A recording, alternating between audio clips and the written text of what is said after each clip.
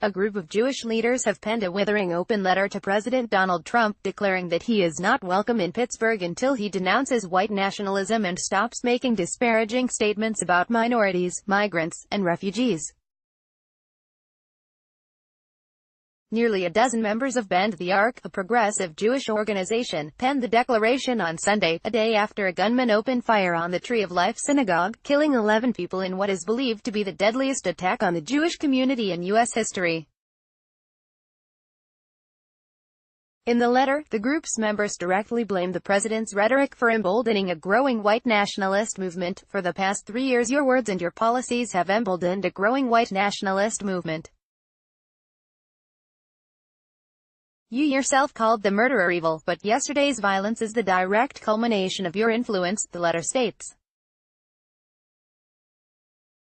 It goes on to accuse the president of having deliberately undermined the safety of people of color, Muslims, LGBTQ people, and people with disabilities. Yesterday's massacre is not the first act of terror you incited against a minority group in our country, the letter states.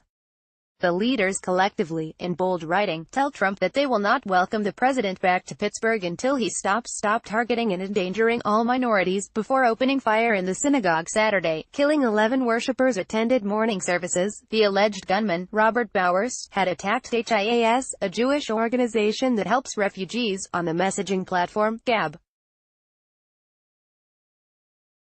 The suspect had also repeatedly reshared and referenced conspiracy theories about the migrant caravan, some of which Trump and other members of his administration have referenced and fueled in recent weeks.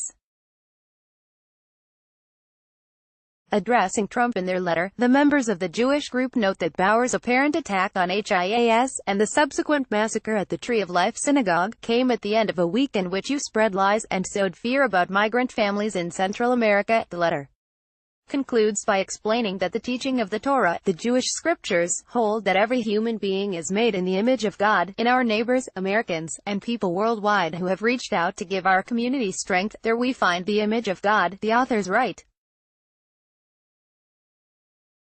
While we cannot speak for all Pittsburghers, or even all Jewish Pittsburghers, we know we speak for a diverse and unified group when we say, President Trump, you are not welcome in Pittsburgh until you commit yourself to compassionate, democratic policies that recognize the dignity of all of us. You can read the full letter here.